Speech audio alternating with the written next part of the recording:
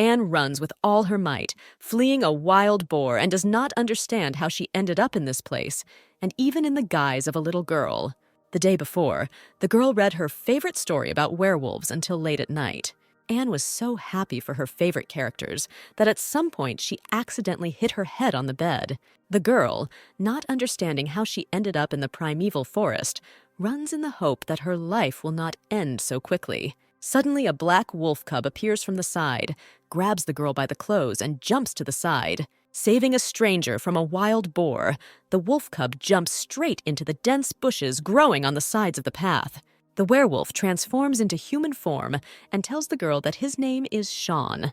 The boy covers Anne's mouth and asks her not to make noise, because the danger in the form of a boar is still nearby. The girl is in a panic. If there is a werewolf in front of her, it means she has found herself in the world of animals, just like in her favorite book. Suddenly, an angry boar appears from the bushes. Sean grabs Anne by the hand and the children run on. Realizing that he can't run far with the girl, the boy takes out a strange whistle and blows it loudly and drawn out. Completely mesmerized, Anne notices that the boar has suddenly stopped and is no longer chasing them.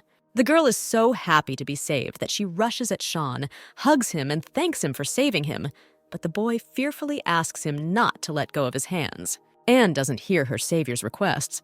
For some reason, she really likes hugging the wolf cub. But suddenly the boy became strangely limp, and his senses fell to the ground. Suddenly, Joe the lion, the wolf cub's older brother, comes out of the bushes and says in a completely human voice that he has finally found Sean. Without allowing Anne to come to her senses, the lion notices that the girl is surprised and offers to go to his tribe to take part in procreation. Enough old Anne in the body of a little girl does not want to participate in the continuation of the line of werewolves and categorically refuses.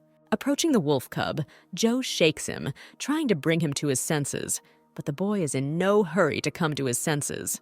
The silhouette in the bushes sarcastically remarks that Sean is fine. He's just pretending to attract attention.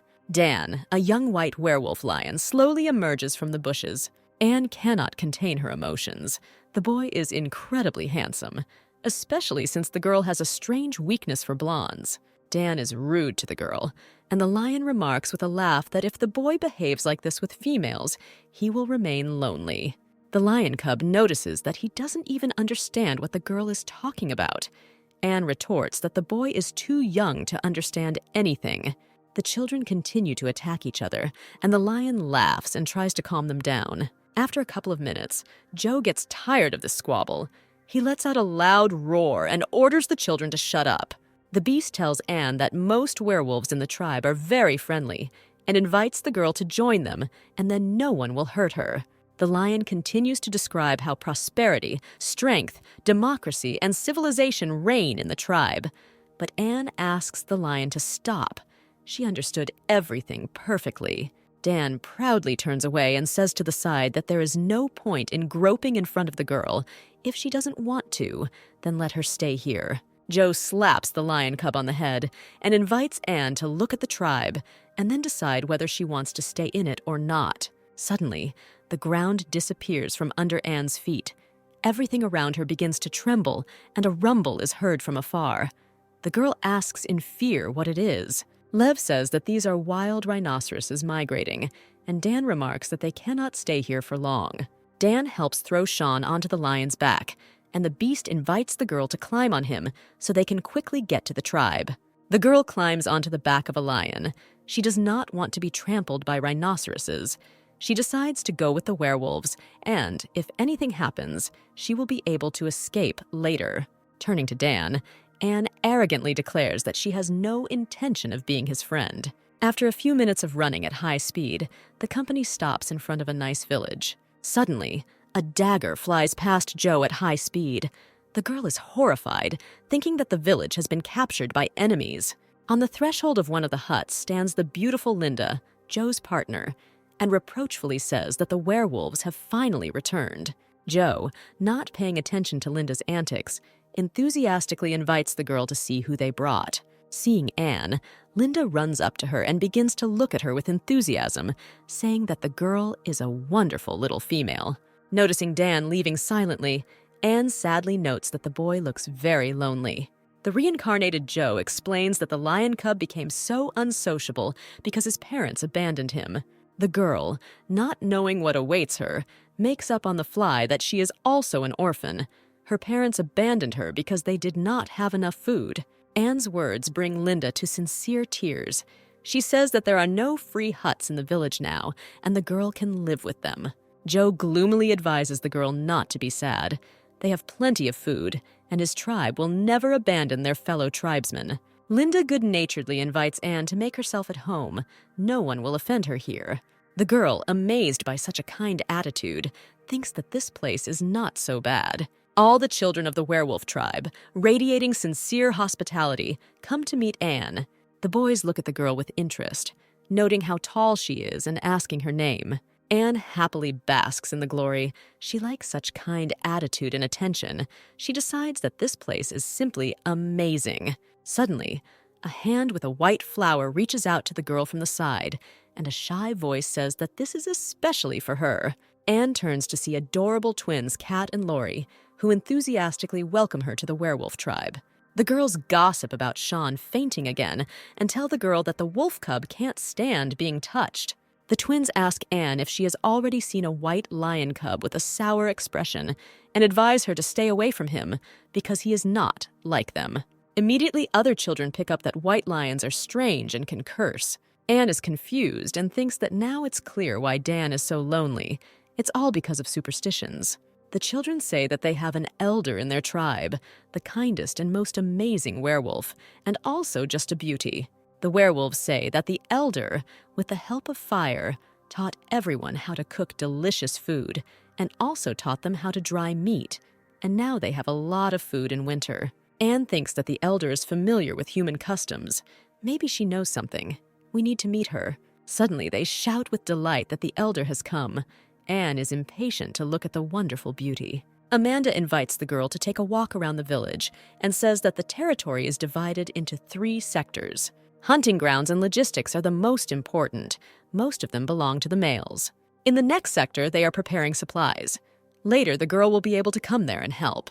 Pointing towards the dark, gloomy forest, Amanda says that there is a 3rd sector there, but this is a restricted area and you should not go there. Suddenly, the elder hears a squeak and says that she needs to go, and Anne can continue walking on her own.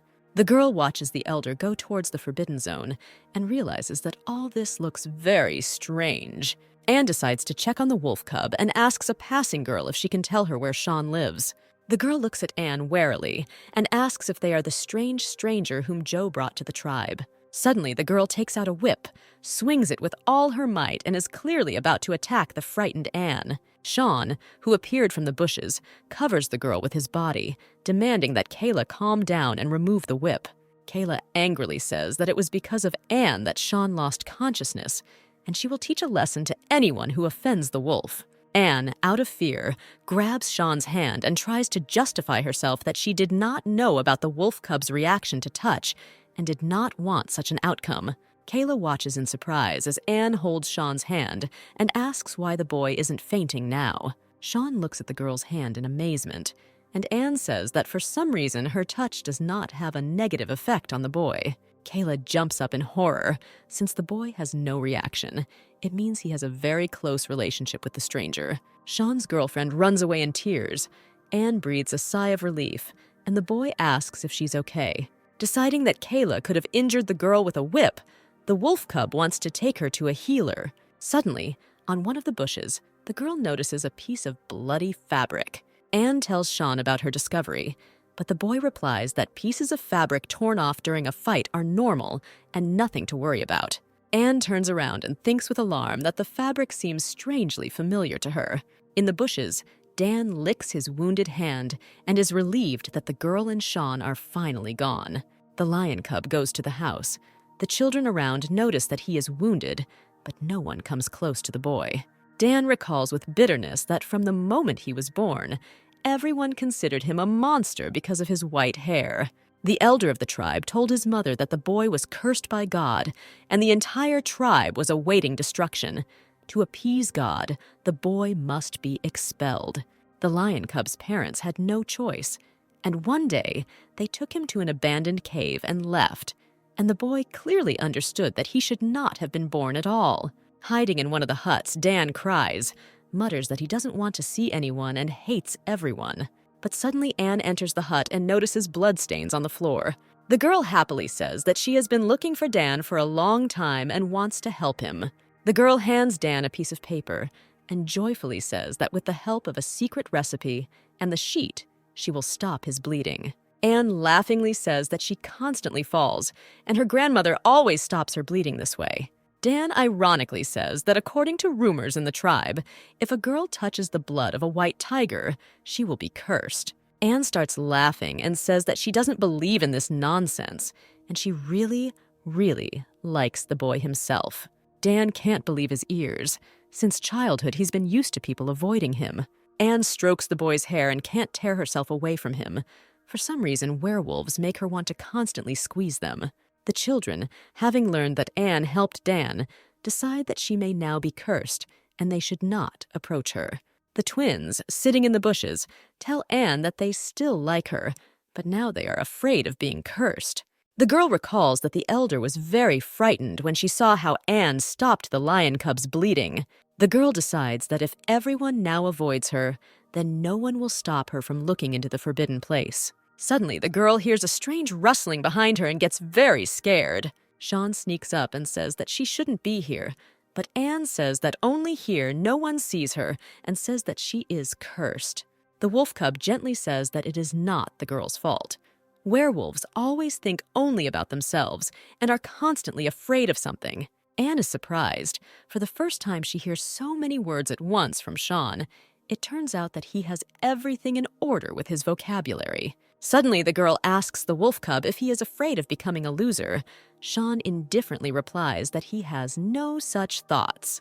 The boy remembers his lonely days spent in the cave and tells the girl that it will not be easy for her alone, which is why he is here. Hearing an incomprehensible noise in the distance, Anne says that she will go check what's wrong.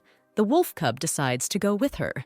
Barely keeping up with the werewolf, Anne is glad that they have finally reached the place, because she no longer has the strength to run. Suddenly, the girl again hears some strange sound that previously attracted her attention, and suddenly gets scared.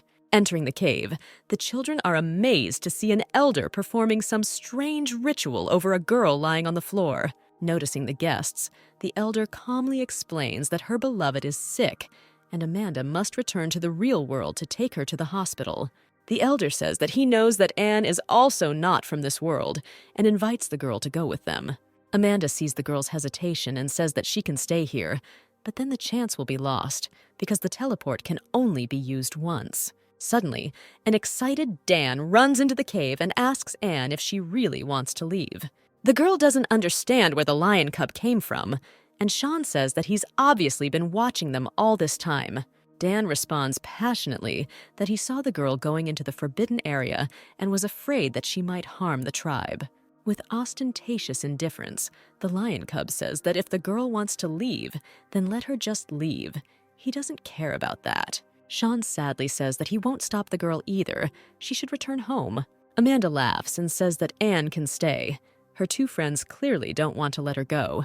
Anne says that the boys are still small.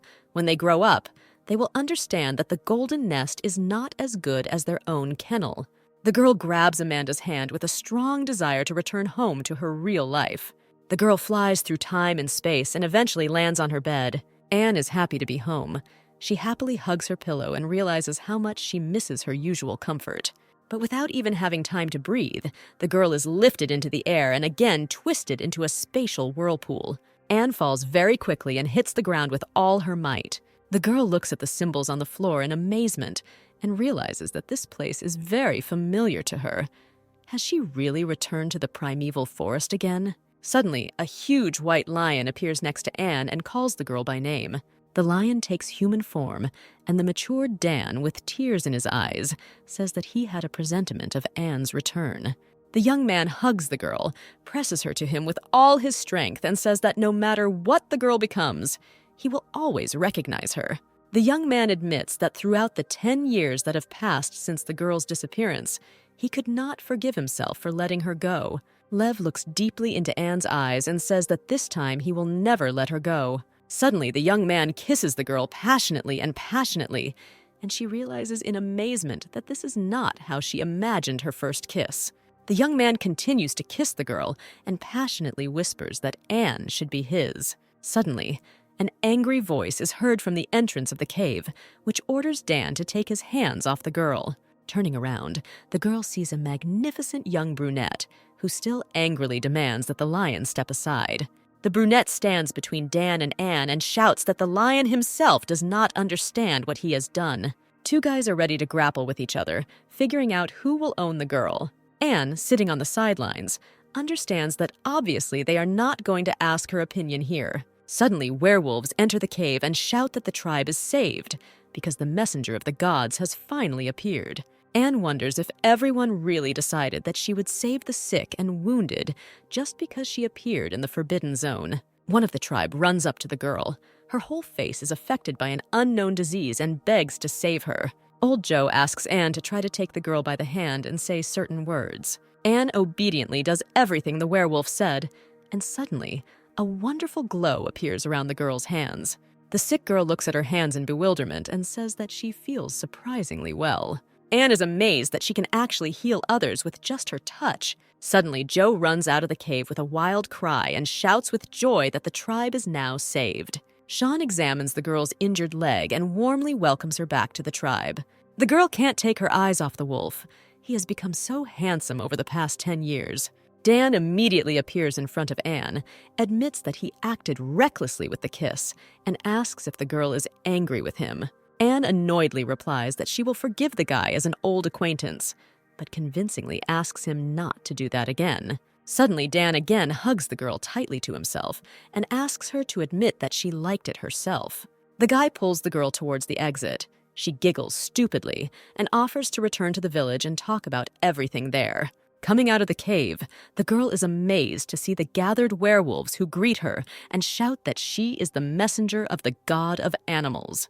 Dan grabs Anne in his arms and says that since she is a messenger of God, he simply must take her to the tribe. Sean looks longingly after the young people, realizing that he is too modest to behave so openly. Joe, who met the girl, says that from the very beginning he knew about the girl's peculiarity and invites her to choose any man. Young, handsome werewolves begin to show themselves in all their glory. Everyone hopes that the girl will choose him. Anne is confused as to how she can make a choice if all the werewolves are so handsome.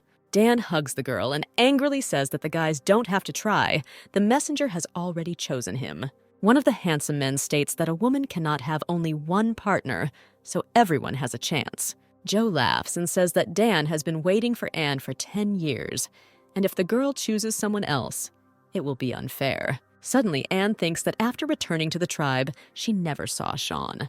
Taking the girl to his home, Dan boastfully says that in addition to delicious food, he hunts well, can build houses, and sew clothes.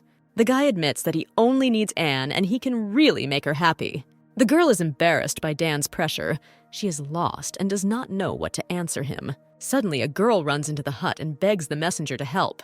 Once in the infirmary, Anne sees sick werewolves and learns that the disease spreads quickly and the drugs only slow it down, but do not cure it. Joe says that several tribes are in serious condition. The god of animals did not protect the tribe of werewolves, and they have already lost many. Joe bows to Anne and says that their prayers have been answered. A messenger has appeared, and he is begging her to help. The girl is amazed by what happened and promises to do everything in her power. Healthy werewolves gather in the clearing, offer prayers, and praise the messenger. Suddenly, the girl feels dizzy. She leans on Dan and doesn't want others to see her weakness. Anne realizes that she is very tired and asks the lion to take her to the hut. Dan picks up the girl in his arms and announces that the messenger is tired and will continue tomorrow. At the cabin, Dan tells Joe that Anne's weakness is due to energy exhaustion and she needs to rest. Joe agrees that the others don't need to know about it. The guy takes the girl by the hand and tenderly says that he will take care of her. Sean, who brought gifts for the girl, stands at the door and listens carefully to the conversation. 3 hours later, Anne finally wakes up and tries to come to her senses. Dan calms the girl down, says that not much time has passed, hands her a cup of medicine, and offers her a drink. Hearing that Dan himself had prepared the medicine, the girl choked and spat out all the drink in the guy's face. The girl is very embarrassed. She wipes the young man and makes excuses that the medicine cannot be taken. The girl strokes the guy's chest and can't stop. These touches cause strange sensations in her. Dan suddenly stands up and turns away abruptly, muttering that he will go take another dose of the medicine. The glances of the young people meet, and they cannot tear themselves away from each other. None of them have ever experienced anything like this. Suddenly, Dan presses Anne to the ground. The girl is frightened by his pressure and has little understanding of how she should react to what is happening. Anne is frightened by such closeness. Never before has a man touched her so openly. Dan tenderly kisses the girl and remarks that since they are now a couple, why not enjoy this closeness? Obeying some kind of internal protest, the girl instinctively bends her knee and Dan begins to howl in pain. At this moment, Kayla enters the hut, is embarrassed by the opening picture and coughs delicately. Anne runs up to the girl with relief and says that despite past disagreements, she is very glad to see her. Kayla says that the witch doctor is calling Anne. The young people leave the hut and stumble upon a bundle of gifts. Kayla notes that this is very much like Sean, but even so, he still won't admit it. Anne clutches the gifts to her chest with trepidation and thinks that Sean has always been very kind to her. Joe says that for some people who have recovered, the disease returns again, despite the fact that they had no contact with the sick and did nothing but hunt. Anne thoughtfully asks if the sick people ate the same food. If the disease is not transmitted by airborne droplets, then it's all in the food. Joe orders Dan to take someone with him and check if everything is okay with the food. Sean's brother turns to the girl and asks if he and Dan took an oath.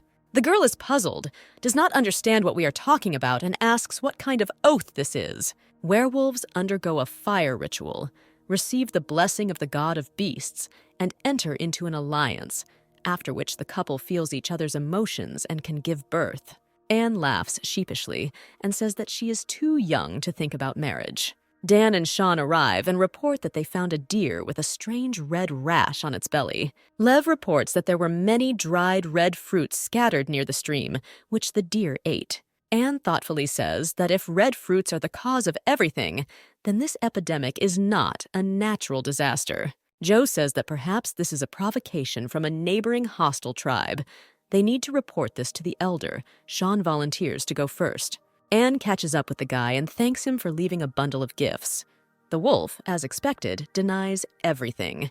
Dan intervenes in the conversation and, distracting the girl's attention, says that he injured his hand. The girl, understanding the whole situation, laughingly says that such a scratch will heal on its own. Sean, not wanting to watch the couple, leaves, but Anne calls out to him. Dan jealously asks the girl if one lion is really not enough for her. The girl replies rather irritably that there are no such thing as too many handsome men. Anne understands that Dan needs another couple.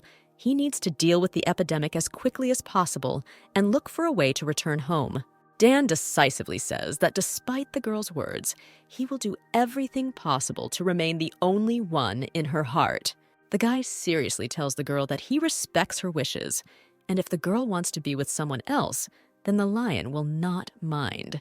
Having heard from Dan that Anne can mate with whomever she wants, the girl is speechless and does not know what to tell him. The girl runs away in irritation, and Dan laughs and thinks that being tactless is very cute. Sitting at the table, representatives of the tribe wonder which of the neighboring tribes could have done this. The healer says that they are all tribes of the same race, and besides, winter is approaching, and there is no point in making enemies. Joe reflects that they only have a conflict with the lion tribe, since at one time they accepted the rejected Dan. Anne carefully asks the lion if everything is okay.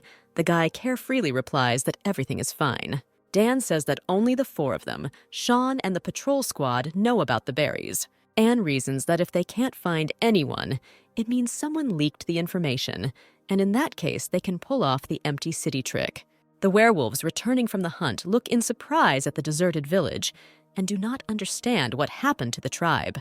The girls say with fear that apparently the messenger failed, and the epidemic is out of control. The girlfriends say that the white lion took the squad away. Everyone needs to get ready to leave this place. They will go on reconnaissance, and the rest are better off staying in the forest for now. Tim hides behind a tree and thinks that today and tomorrow it will be possible to attack the remaining werewolves. The healer states that he did not think that there would be rebels in the patrol detachment. Sean considers himself to blame for what happened. Anne resolutely declares that now it is clear who their enemy is.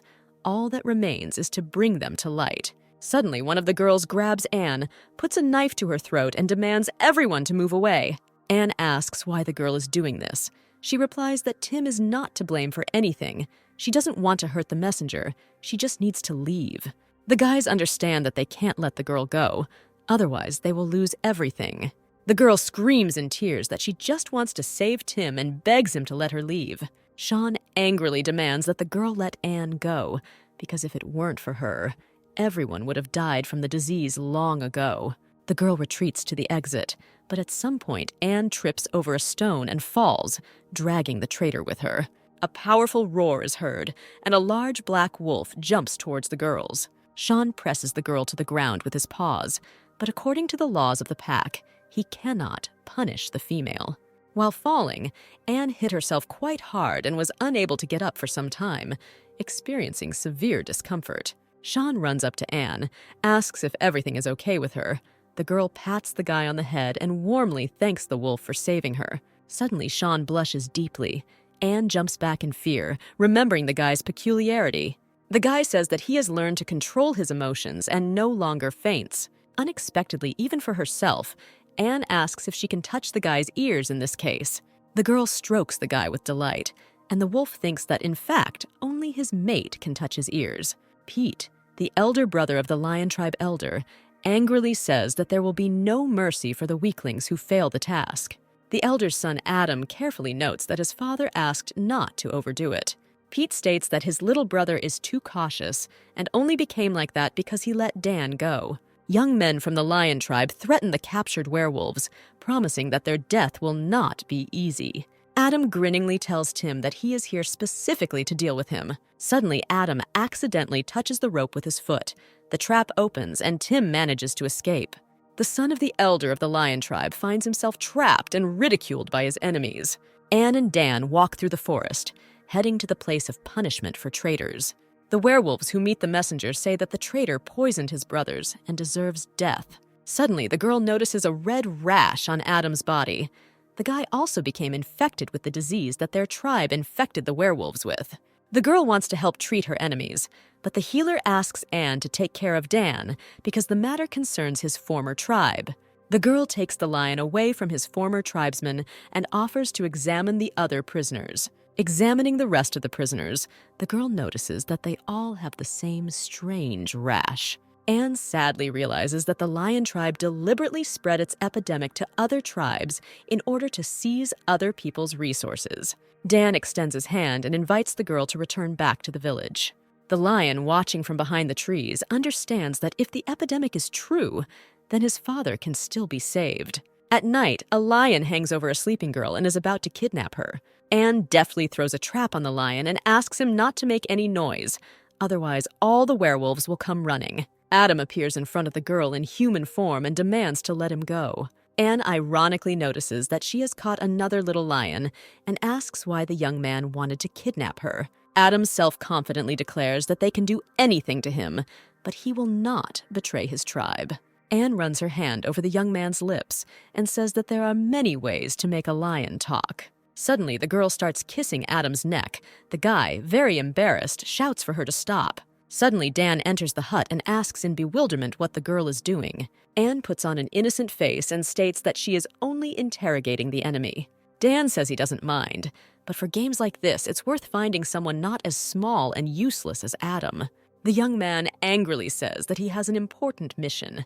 He must deliver a messenger to the clan so that she can cure his father. Adam admits that his Uncle Pete spread the infection throughout all the tribes in order to later find a cure and, as a savior, take the post of leader of the tribe. The girl thoughtfully says that she can help the Lion Tribe, but then Dan will have to become the leader. Adam looks at the young people and categorically declares that this is simply impossible. Anne notes that their tribe is infected, and the werewolves have the chief's son captive, so it is unlikely that he will be able to refuse them. Sean sadly thinks that he doesn't want to touch anyone except Anne, but he can't touch her either. The next morning, Anne lines everyone up and inspects everyone in the tribe. Many werewolves are infected, but the girl tries to help everyone. Each time, it becomes faster to treat werewolves, and Anne is happy to think that her abilities are growing. Adam approaches Dan and says that his father wants to see a white lion. Sam, the elder of the lion tribe, greets Dan and says that they have finally met. The chief sadly admits that he regrets not stopping his tribesmen many years ago. The white lion indifferently says that everything happened for the better. He has his own wonderful tribe. Sam says in surprise that if Dan wants to become the leader of their tribe, he must return. The guy indifferently replies that he only wants to be with Anne. Meanwhile, the messenger enters Sean's hut with a treat and calls the guy. But the young man, in the guise of a wolf, jumps out through the window and runs into the forest. Anne tries to catch up with him. The girl stumbles and falls. Noticing this, the wolf runs up to her and asks if the girl was hurt. Anne immediately jumps up, hugs the werewolf, and slyly says that she deceived him. The wolf rushes at the girl, throws her to the ground, and begins to lick her. But suddenly, Sean stops himself, moves away from the girl, and runs into the forest. Kayla approaches the girl and asks with contempt if Anne is going to catch up with Sean. The messenger notices that her hand is sticky, shakes it, and asks in bewilderment what happened to the wolf. Kayla indifferently notes that the girl only provoked the wolf into heat, and now he has no choice but to die. Anne, horrified, asks what to do now because she can't leave Sean alone. Kayla takes the messenger by the hand and says that they need to find the guy, and Anne can help him with her strength. The girl walks across the lawn in the hope of finding Sean, but the wolf stubbornly hides in the bushes. In the end, Anne finds the guy, rushes into his arms, and asks why he runs away every time. The girl looks into Sean's eyes and carefully asks whether he needs to be treated or if everything is fine. But instead of answering, the wolf leans over to the girl and begins to kiss her tenderly, begging her to give him tenderness at least once. Dan approaches Anne's hut, knocks on the door for a long time, and without waiting for an answer, decides that the girl is sleeping. Meanwhile, in the forest, Sean presses the girl to a tree. He does not intend to miss his chance and let Anne go. For some time, the messenger tries to resist, but then the feelings she feels for the wolf take over and she gives up. Sometime later, Anne wakes up in Sean's bed and at first tries to remember what happened. The girl embarrassedly pulls the blanket over her face and wonders how the treatment could end like this. Suddenly, the girl experiences severe pain in her lower back, and Sean wakes up from her scream. Sean holds the healing ointment that the healer gave him and says that now it's his turn to do the healing. Anne tries to refuse help, citing the fact that she does not want to cause unnecessary trouble for the guy. Suddenly, Sean declares that he wants to thank Anne because in a few days they will be married. The girl at first takes the guy's words as a joke and starts laughing, but Sean remains serious. Anne is furious about how they will get married and whether anyone will ask her or not. The girl's back hurts again, and the wolf feels guilty for the bruises on her lower back. Sean says that if a girl is afraid of pain, she can hold the guy's tail as a distraction. Anne cannot refuse such an offer, and why does she have such a strange craving for touching? Suddenly, the girl tells Sean that if he doesn't like her, then they can pretend that nothing happened. They don't have to get married at all. The wolf admits that he really likes the girl, even though Dan has clearly expressed his sympathy too. Sean brings his face closer to Anne, and the girl thinks that she simply cannot reject the feelings of such a wonderful man. Suddenly, the door begins to shake from Dan's thunderous blows, and the guy shouts that he'll come in now. The lion looks at the wolf angrily, asks what he is doing here and where Anne is. The wolf calmly replies that the girl needs to rest and the lion needs to leave. Then Dan senses Anne's scent coming from Sean. He pushes the guy aside and enters the room. The girl, embarrassed, tells Dan that Sean hasn't been feeling well in recent days, and she should have helped him. The lion shouts in rage that the wolf cannot feel bad. He is pretending as always. Anne presses her hand to her head, says that she feels disgusting, asks the guys to be quiet and give her a rest. The guys immediately stop arguing and anxiously ask what happened to her. Anne says she just needs some rest and the guys should follow her lead. Dan sighs sadly, turns away, and with his shoulders slumped, leaves the room. Lev leaves the hut and on the threshold runs into Kayla, who is carrying some kind of large box. The girl notices the sad look of the guy. Kayla comes into the hut, points to the box, and says that she came to apologize for her little deception. The girl winks and says that her partner made the best bedspread from animal skins. This is a wedding gift. The young people are embarrassed. Anne thanks the girl and says that they are in no hurry to get married. Kayla says that a wedding is a mandatory ritual. Whoever does not receive the blessing of the god of animals will end badly. Anne looks at Sean thoughtfully and asks if he really wants to get married that badly. The wolf replies that after the wedding and receiving the blessing, they will be happy forever. Walking past the girls, Anne overhears them discussing how Dan will lead the winter hunt this year. The girl is perplexed that the lion did not tell her anything about going hunting. Arriving at the farewell ceremony, the messenger sees that Dan is surrounded by the twins Kat and Lori and very ambiguously escorting him on his way. Anne, upset, invites Sean to leave quietly so as not to disturb the lovebirds saying goodbye. The wolf accompanies the girl to the door of the hut and wishes her good night.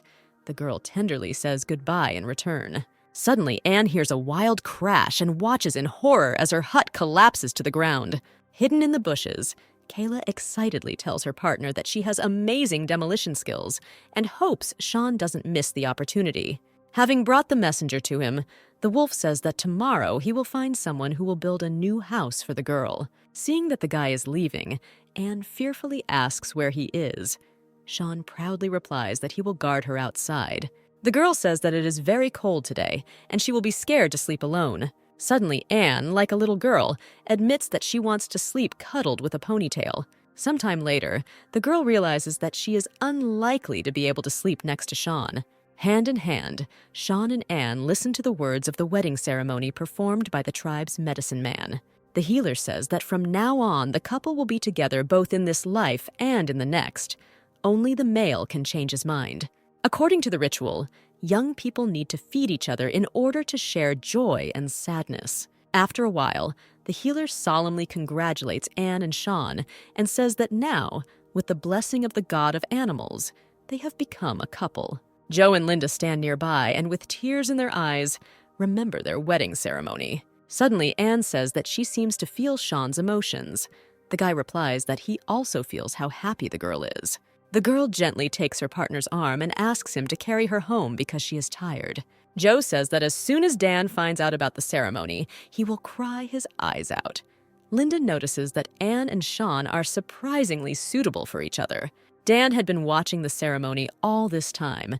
Sitting in the bushes, the guy was simply furious that Anne had married someone else. 4 days ago, the lion tried his best to become the best partner, did not stop in front of any beast.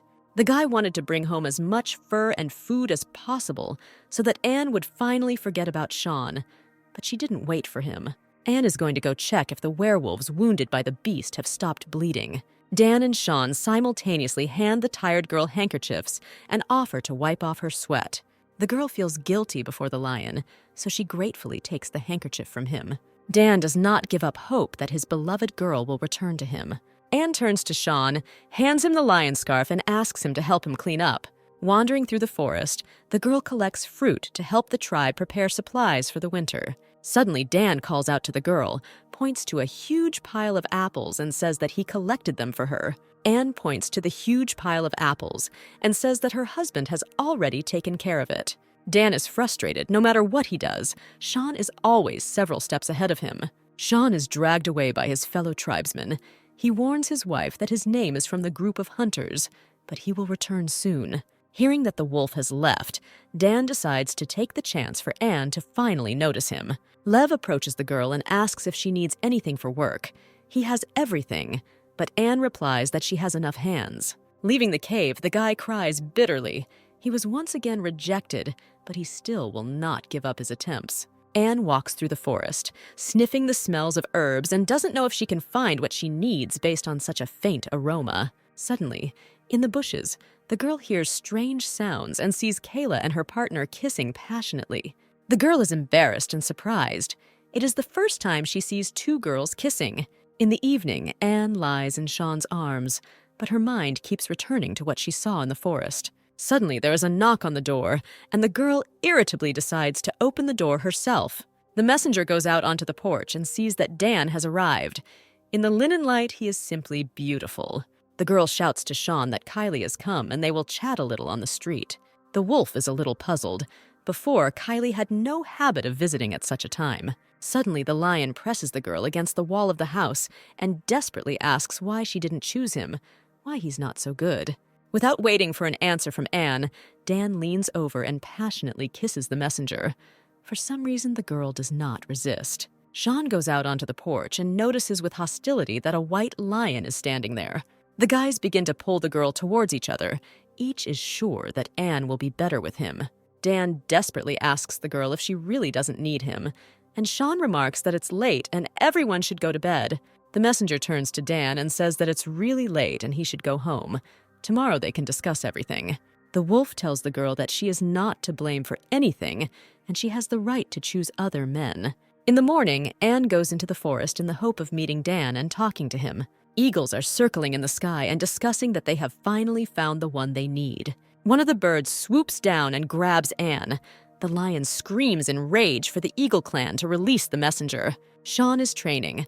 One of his brothers runs up to him and excitedly says that Anne was carried away by a clan of eagles. Instantly turning into a wolf, the guy calls his brothers and orders everyone to go to the mountains. From above, the girl watches as Dan desperately tries to catch up with the eagles. Anne begins to kick in the bird's clutches and scream that she has to be released immediately. The bird decides to teach the girl a lesson, opens its claws, and Anne begins to fall with a loud cry. Seeing the fall, the lion runs below, trying to find a convenient place, and shouts to the girl that he will certainly catch her. The eagle deftly picks up the messenger from the very ground and laughingly says that he won't do this next time. Suddenly, a huge white lion jumps from a nearby skaz and grabs the bird right by the wing. The lion does not let go of the bird and growls that he will take Anne at any cost. The girl realizes with horror how dangerous this is. The lion and eagle begin to fall, and then the girl is intercepted by another bird, carried away from the events. Anne, in desperation, reaches out to Dan, realizing that she can't help him. The messenger gradually begins to come to her senses, not understanding what happened and where she is. The girl sees a hand extended towards her with a cup of water and absent-mindedly thanks. Anne looks at the handsome young man in surprise and realizes that he reminds her a lot of someone. The messenger thinks that the man is exactly like the student she admired at the university. The girl angrily pushes away her hand with water and sharply asks who is in front of her and where is Dan. The man introduces himself as Edward, the leader of the Eagle clan, and apologizes for the fact that they had to meet in this way. Anne irritably declares that she is not well both physically and psychologically. How else can you feel after being kidnapped? A young guy runs into the cave and joyfully shouts that the messenger has finally woken up. The young man says that his name is Jasper. He is the younger brother of the chief, and it was he who carried the girl before the lion attacked him. When Anne asks where the lion is, the guy blithely replies that he must have turned into minced meat. The girl gets scared and begins to cry convulsively, which confuses the men. Anne decides to play on the emotions of the men to lower their guard and begins to sob at the top of her voice. The messenger sobs and begs to let her see the lion for the last time. Jasper, in fear, calls his brother for help. Clearing his throat aside, Edward approaches the young people and calmly reports that everything is fine with the white lion. Having suddenly calmed down, Anne coldly asks what the brothers were up to and why they kidnapped her. Edward says that their clan is facing big problems, and after Anne helps them, she will stay and become the clan's benefactor. The girl is amazed at such impudence and asks what will happen to her if she cannot help. The leader says that their tribe did not do this by chance, but if the girl wants to leave, then no one will force her. Seeing Anne running away from the cave, Jasper asks why his brother let her go. It is unlikely that they will be able to kidnap her again. The messenger runs out of the cave and finds herself on the edge of an abyss. Now it's clear why they let her go so easily. Edward comes up and says that Anne can't leave on her own, but not because he's stopping her. The leader calmly explains that if the girl helps them, he will call someone, and she will be immediately returned to Earth. Suddenly, an eagle flies up to the cave and shouts that they have caught the wrong girl, that Anne is not the messenger of the beast god. All three, including the girl herself, look at the bird in bewilderment. Edward silently turns away and goes deeper into the cave, leaving Anne and Jasper alone. Turning around, the leader coldly tells his brother that they don't need the girl and orders him to throw her off the cliff. In horror, Anne screams that she is the messenger and can prove it. The girl says that the true messenger can heal, and noticing that Vaude is constantly coughing, offers to cure him. Edward agrees, but Anne says that his brother should move away so as not to interfere. The girl approaches the leader, takes his hands, and says that physical contact is needed for healing. Having received approval, the girl presses her whole body tightly against Edward. The young people stand on the very edge of the abyss, and the girl boldly takes a step back, dragging the leader with her. The couple flies down, and Anne says that if she is destined to fall into the abyss, then the leader will fly with her. Not far from the mountains, werewolves, led by Sean, are scouring the forest and trying to find at least some trace. Suddenly, the guy, tuned in to Anne and sensing her emotions, senses the girl's fear. Falling down, Edward asks with a grin if this is how the girl wanted to escape. Anne understands that the land is still far away. If the leader manages to reincarnate, then they have a chance to escape. At the very last moment, Edward manages to turn into an eagle, and slowing down the girl's fall still allows her to fall to the ground. Anne jumps to her feet, runs into the forest, and happily thinks that she has managed to escape and will soon return to her tribe. An hour later, the girl realizes with despair and irritation that she is completely lost. Suddenly, the messenger hears a voice in her head, which notices that Anne can now walk into the twilight forest alone. A voice in my head explains that this is the elder of the tribe, Amanda, who has finally managed to contact the girl. Anne is sincerely glad to hear from Amanda and asks with concern whether she managed to cure her beloved. Having said that everything is fine with his partner, the elder talks about the glitch that caused Anne to return. But if the girl wants to go home, Amanda will help her. The messenger sheepishly admits that she doesn't want to return to real life yet. Amanda laughingly remarks that she knows about the lion cub and the wolf cub. If the girl wants it that way, then let her stay. Anne asks if the elder can help her find Dan. He might need help. Amanda says that high technology is now available to her, and after a couple of minutes, she reports that she has found a lion. The elder reports that the guy is in a cave a couple of kilometers from the girl, and he really needs help. Anne calls the lion by name, and he struggles to open his eyes and focus his gaze. After a while, the guy finally comes to his senses and can talk coherently. The girl is happy to see that Dan has fully recovered and her treatment worked. The girl reproachfully asks why the guy jumped off the cliff, because she might not have had time to help him. Lev hugs the girl tightly and says that he is very glad that nothing happened to her. The young man happily accepts the girl's care because he thought that he had become indifferent to her. Anne admits with embarrassment that she was thinking the same thing because the guy was so ostentatiously flirting with the twins. The messenger says that when she saw Dan with the others, she was angry and confused. Lev understands that Anne is simply jealous of him, which means he really is not indifferent to her. The girl admits that for several days she thought only about the guy. Anne thinks that she is not the only woman who wants two men. The guy hugs his beloved, kisses her, and proposes marriage. The girl no longer has the strength to resist the pressure of the lion, and she finally surrenders to the power of her feelings. After some time, the girl looks at the fire and thinks that now she definitely won't be able to return home. Suddenly, the voice of an elder is heard in the girl's head, who suggests getting down to business. Amanda laughs at the girl's embarrassment and says that at the worst possible moment, she disconnected from Anne.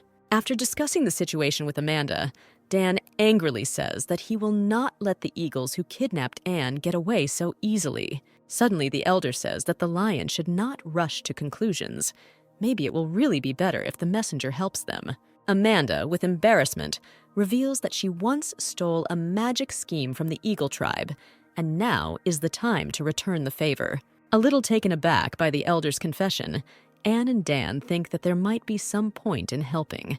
The wolf says that first of all, it is necessary to take the girl to the healer so that he can examine her wounds. The girl is trying to convince the guy that everything is fine with her, and they have absolutely no time for this. Dan notices with displeasure that the girl is exhausted.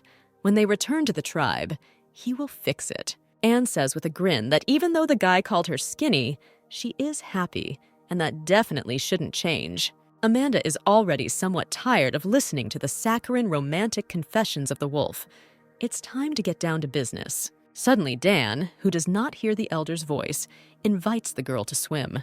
The wolf picks up Anne in his arms and carefully carries her to the pond.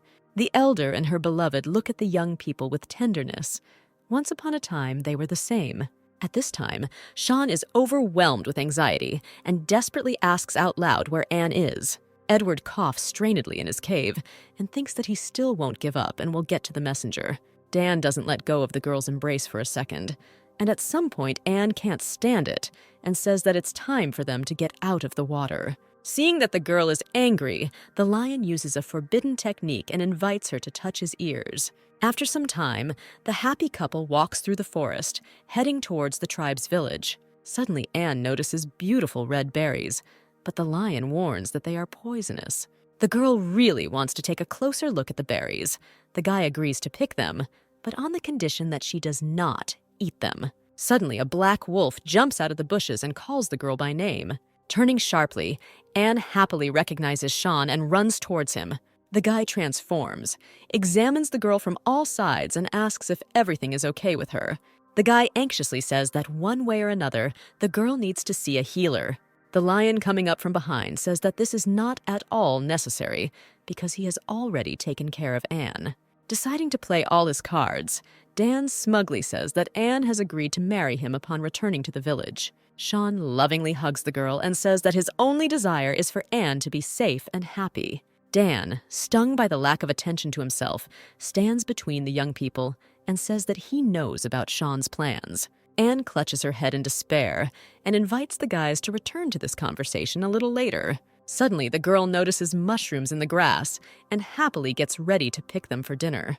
The lion declares that the strongest male should do such things and takes out the bag. Sean takes the form of a wolf, notices that it is already dark, and asks Anne for permission to take her to the village as soon as possible. The girl sits on the wolf and turns to Dan and asks him to pick as many mushrooms as possible. Edward coughs and tells Jared that the situation in the tribe is getting worse, and if action is not taken, the tribe will die very soon.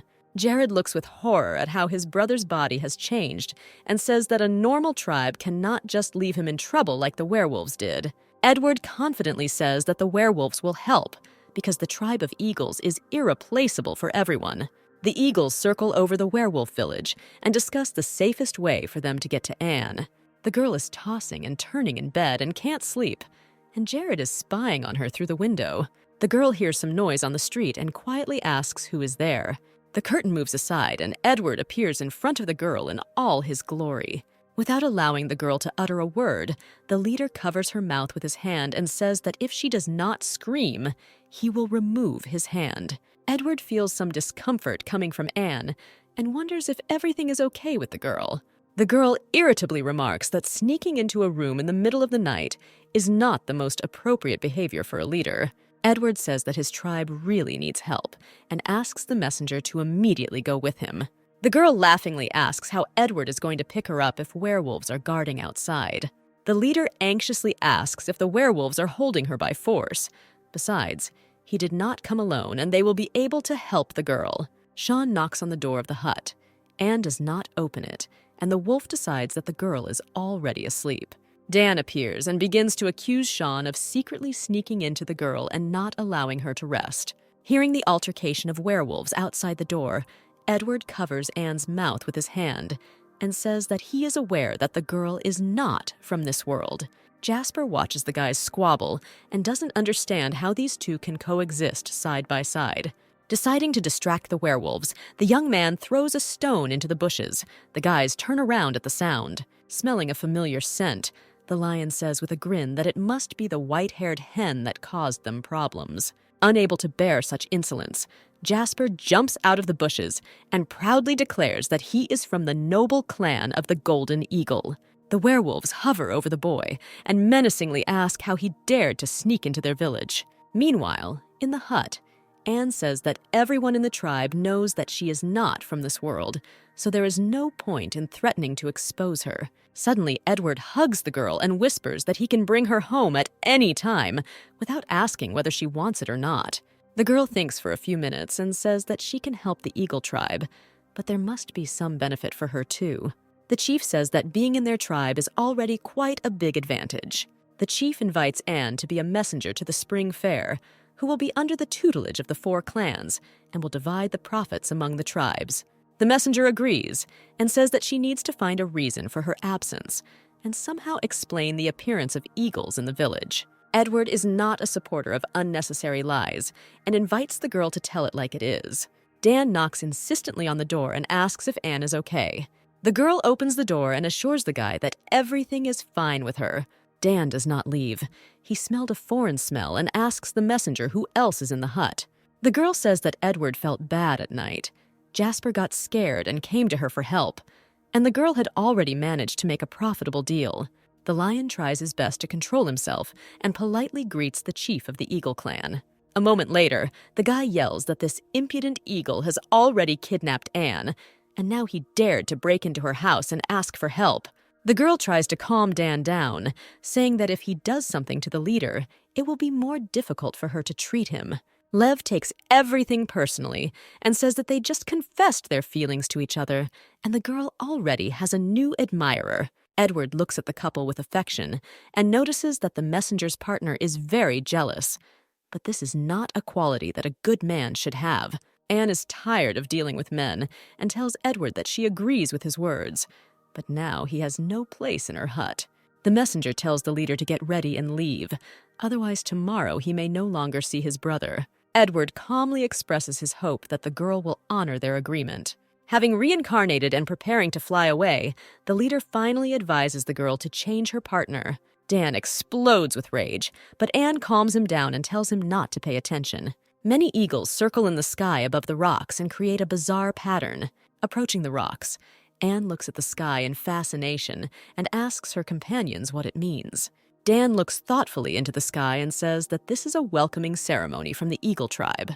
Jasper comes down to the young people and tells the girl that he will carry her to the cave. Suddenly, the guy notices that not only the messenger has climbed onto him, but also 2 werewolves. The guys explain that firstly, they cannot fly, and secondly, they will not leave Anne alone in a strange tribe. Jasper, without hesitation, shakes himself sharply, and both werewolves fly down screaming. In the cave, Edward looks very bad. His illness leaves him almost no chance. Seeing the leader, Anne feels acute pity and hopes that she made it in time and can help the man. Jasper approaches and anxiously explains to the girl that his brother's illness has caused him to become alienated. The young man says that their tribe is the guardians of the citadel, but several years ago, the power of the totem, which gives them vitality, weakened. Anne is perplexed. How can the totem's strength run out? How can this happen? The girl understands that the matter is very serious. Jasper hopefully asks if she knows anything about it. Anne assures the young man that she knows her business and will try her best to help his brother and the entire tribe. Jasper touchingly takes the girl by the hands and says that he believes her and entrusts his elder brother to her. She truly deserves to become a mate to the leader of the tribe. Anne assures the boy that she is helping for completely different reasons and that this topic is not interesting to her.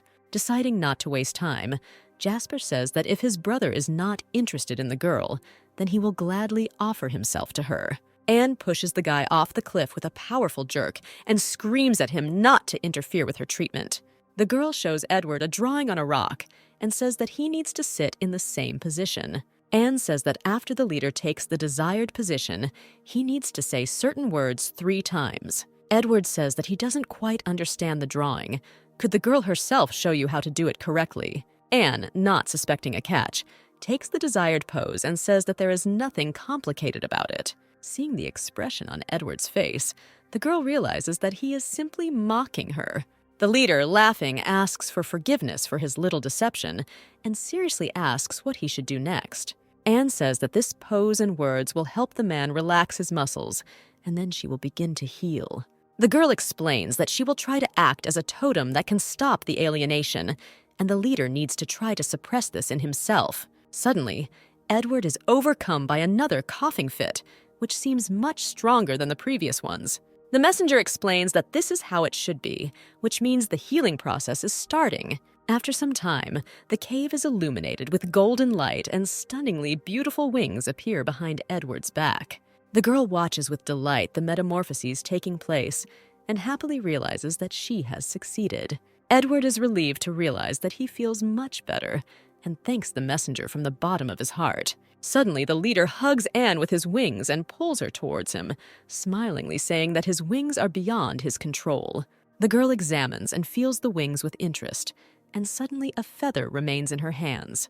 Anne is embarrassed, says that she didn't do it on purpose, and asks if she needs to return the pen. Edward allows the girl to keep the feather, but notices that in their tribe, eagles give feathers only to their other halves. Anne turns away in irritation, thinking that she has stepped on the same rake again. Suddenly, the girl notices an eagle flying up on which Sean and Dan are sitting.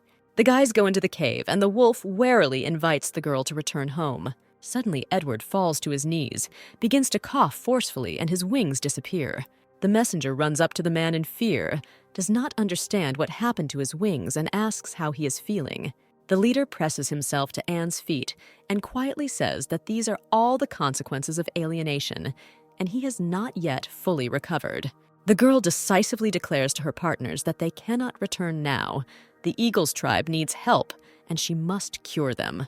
The jealous guys can't stand it. Sean pushes Anne aside, and Dan pushes Edward away from her. The werewolves cover the girl, and the lion says that she can heal the eagles, but should not blindly trust them. Anne wearily thinks that there are too many men per square meter at the moment. The leader and his brother stand on the edge of a cliff and discuss the need to arrange a meeting as soon as possible. Jasper asks if his brother was pretending when he said that he was not feeling well. The leader with a grin asks what the boy himself thinks about this. The young eagle says thoughtfully that this was most likely part of the plan to leave the messenger with them. The boy naively asks if his brother is really so interested in her. Edward slaps the guy on the head and advises him to keep his mouth shut. In a nearby cave, Dan can't tear himself away from the messenger, covering her body with kisses. The girl indignantly says that they came here to heal the tribe. Leo releases a secret weapon in the form of ears and languidly says that he misses him very much. The next day, Anne treats the eagles, who actually feel better from her touch. Noticing that the girl is so tired that she can barely stand on her feet, Edward picks her up and asks if she is too carried away with the treatment. The leader carefully says that the messenger needs to rest because the treatment takes too much energy. Jasper flies up to the cave and shouts that it's time to take on the wind. Edward explains that when the wind comes, you can receive the blessing of the beast god, but the sick people of the tribe are afraid of being late. Anne asks how long this will last. She wants to try to help everyone in time. The next morning, Anne is delighted to see snow and thinks that she has long dreamed of seeing snow in the mountains. The girl is constantly in a cold cave, and since the necessary herbs cannot be found here, she is sure that she will soon get sick. The brothers observe Anne and discuss how she is very different from all the previous messengers. The fact is that Anne does not want to do anything other than help people. She spends all her time next to the sick. Jasper bluntly states that the girl is so smart, kind, and hardworking, and he wants to make her his partner. In the werewolf village, Sean and Dan are cleaning up the hut and are looking forward to their beloved returning tomorrow. Anne, meanwhile, walks through the snowdrifts with delight, thinking that it snowed for 3 days and created impressive snowdrifts. Edward comes out of the cave. He wants to say that the messenger's things are almost collected, and tomorrow she will be delivered to the village. But the leader does not have time to utter a word because a large snowball flies right into his face. Suddenly, a retaliatory snowball flies at the girl, but not on the side where Edward is standing. Jasper appears from the side and reproachfully asks why he wasn't invited to play in the snow. Young people with carefree enthusiasm begin to throw snow at each other with excitement.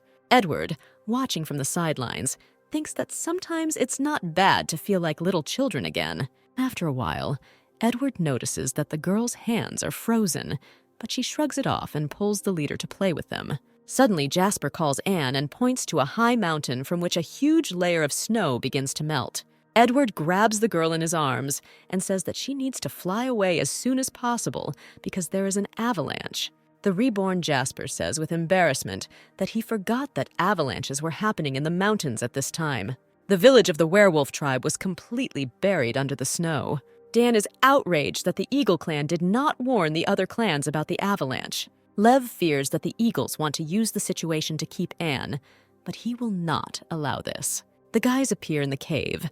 Jasper meets them at the entrance and arrogantly says that their clan is not happy with guests. Lev replies that his mate is here, so he does not need an invitation.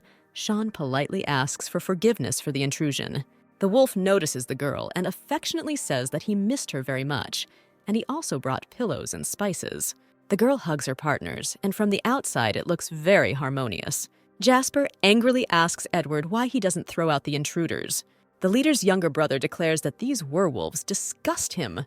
In the evening, the young people finally find themselves alone in the cave and sincerely enjoy each other without jealousy or misunderstandings. Jasper guards the entrance to the messenger's cave and hears everything that is happening. The guy thinks that the girl is really not like everyone else. In the morning, Anne tells Dan that, like other females, she will go to help remove the rubble. The girl enthusiastically throws herself into work, sorting out the rubble and looking for surviving items. The messenger asks Jasper to help carry heavy pieces of wood. The guy decides that this is a great chance to prove himself as a strong man. The young man approaches one of the clan sisters, who works nearby, and says that it's time for her to get some rest. Suddenly, Anne hears a loud crash and realizes that the surviving beam she is next to is breaking and starting to fall. The messenger manages to push the girl away, and she and Jasper find themselves under the rubble. The young man managed to open his wings at the last moment and protect Anne from strong blows. The frightened girl asks why Jasper didn't fly away. The guy simply replies that he couldn't leave her in trouble. Dan and Sean help clear the rubble. Anne can't stay under it for long. The messenger gently strokes the boy's cheek and says that as soon as they get out, she will immediately cure him. The young man decides to confess to Anne his feelings for her. He is ready to utter the main but such difficult words. Suddenly, the rubble above the young people disappears, and the lion roughly lifts the eagle by its wings, removing it from the girl. Dan begins frantically turning the girl in different directions, noticing that she is covered in scratches. The guy hugs Anne with all his might and asks for forgiveness for not going with her and not being able to protect her. Later, Anne persuades Jasper to lie down and rest. Although she cured him, his bones and muscles will still hurt for some time. The lion and the wolf discuss the situation. Dan passionately says that we need to take the girl out of this nest. Since the day the rubble collapsed, Jasper has been trying in every possible way to catch Anne alone and still confess his feelings. But Dan constantly gets in his way, preventing him from saying a word. One day, the young man collected a wonderful bouquet, brought it for the messenger, and almost began to speak. But then a lion appears and says that he has long known about the reverence of young men for Anne's medical talents. The lion puts his arm around the young eagle's shoulders and tells the girl that he will make a wonderful friend. The messenger shows a package of medicinal herbs and says that they need to find 30 of each type. Jasper comes to Edward, confesses everything, and desperately asks what he should do. The brother says that the boy needs to grow up, but since everything is so serious, this time he will help. One of the Eagle clan calls out to Dan and says that the elder of the tribe wants to see him. At the same time, the girl tells Sean that, by order of the elder, the guy needs to negotiate with the Snake tribe. Having gathered with the clan elder, the guys are explained that the tribe of snakes was badly damaged by an avalanche, and they urgently need help to dig out the inhabitants from under the snow. Jasper listens at the entrance to the cave and thinks about how cleverly his brother arranged everything. Left temporarily without rivals, the young man finds winter flowers and diligently prepares the place for the ceremony he has planned. The guy manages to prepare everything, but suddenly realizes that he ate something wrong and urgently needs to leave. A few minutes later, Edward approaches the prepared cave and asks if Anne is there. The leader notices the decorated cave and does not want to believe what his stupid brother is up to. Noticing a suitable messenger, Edward irritably thinks that he needs to somehow get out and help Jasper. The leader tries to take the girl away from the cave, saying that his wing hurt and needs to be examined urgently. Anne wants to return to the cave and inspect the wing as soon as possible, but the man says that he is uncomfortable here and persuades him to go to his cave. Suddenly, the girl still looks at the cave and asks in bewilderment what it all means. Edward tries to explain something to the girl, but she fearfully demands to keep her distance. Suddenly, Anne stumbles and bumps her nose awkwardly into Edward's stomach.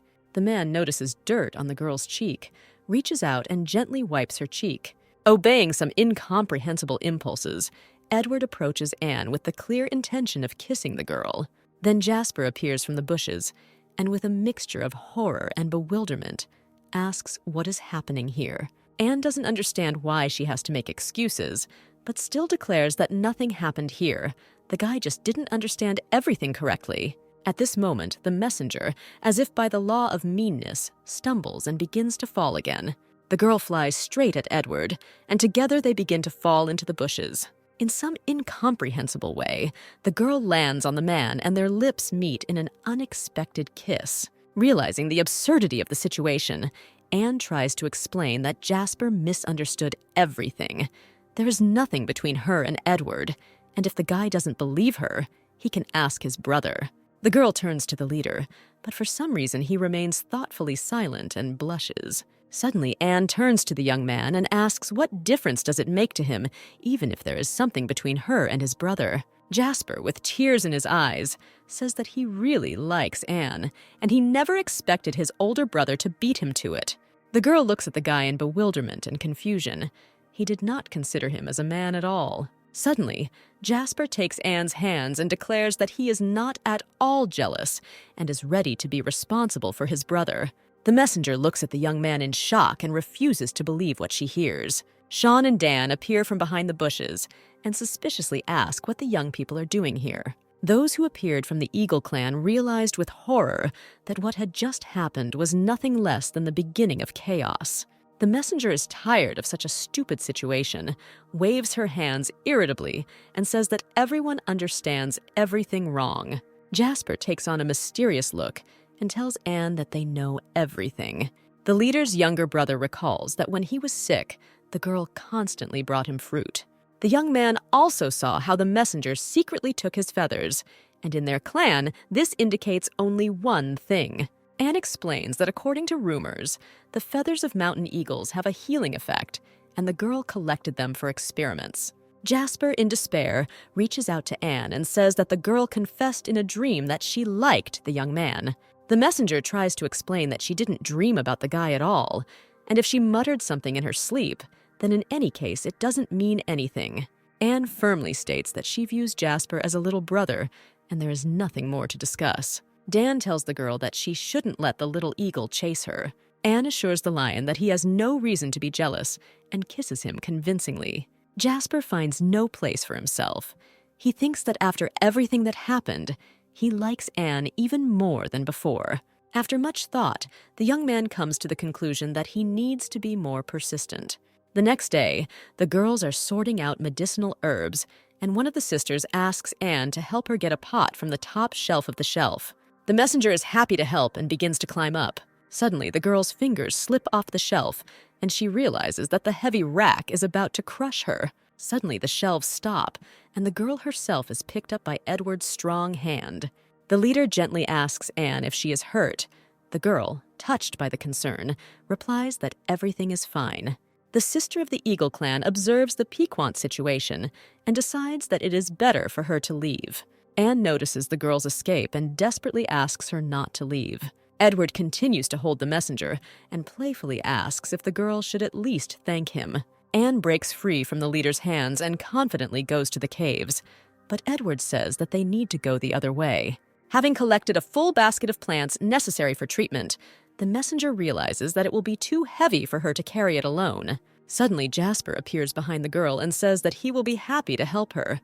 The guy throws the basket on his shoulder, says that he is always happy to help a friend, and invites Anne to take a walk in the forest. The couple goes to the stream, and the messenger understands that it will be very difficult to cross it. Jasper, wanting to show Anne his strength and caring nature, grabs the girl across the waist and joyfully says that he will gladly carry her. A little later, Sean asks the girl how her foray into the forest went. Anne admits that Jasper simply harassed her. Edward arrives, says that it has become significantly colder outside, and hands the messenger a blanket. The girl notes with delight that the blanket is made of beautiful velvet.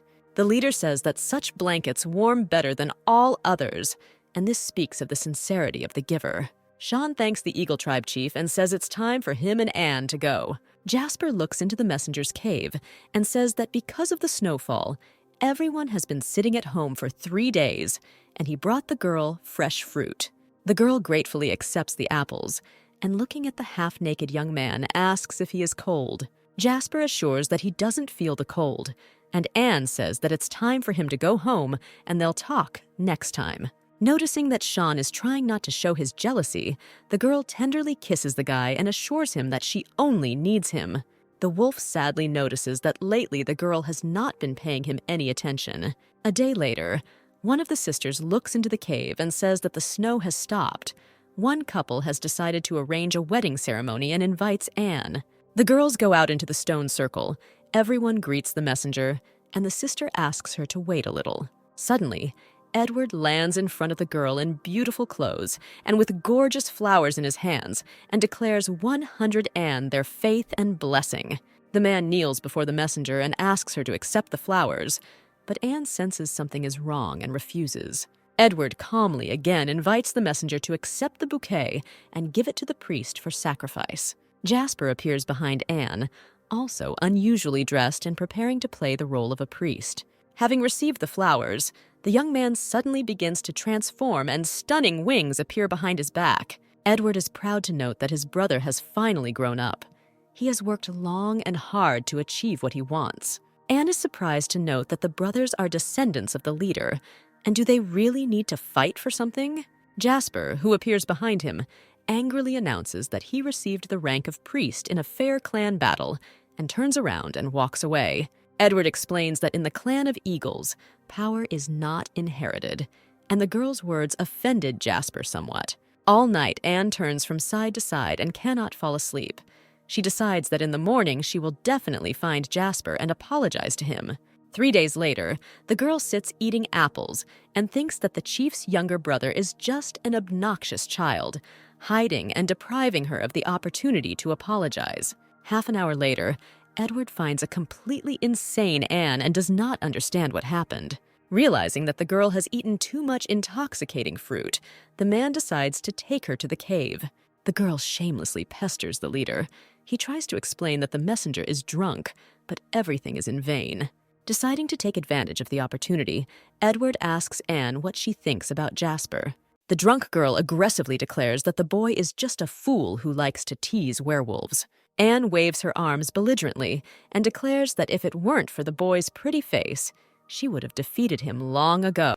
The leader provocatively asks who the girl thinks is better, Jasper, Sean, or Dan. The girl decisively declares that Edward is the best and passionately kisses the man.